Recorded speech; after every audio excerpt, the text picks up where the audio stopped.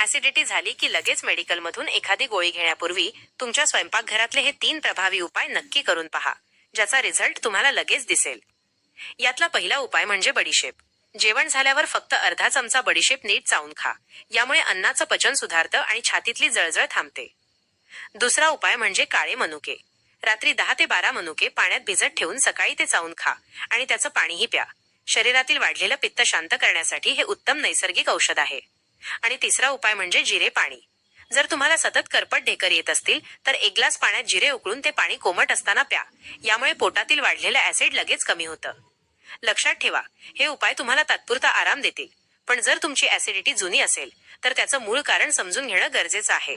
या विषयावर मी एक सविस्तर व्हिडिओ बनवला आहे, ज्याची लिंक तुम्हाला खाली कमेंट बॉक्समध्ये किंवा बायोमध्ये मिळेल.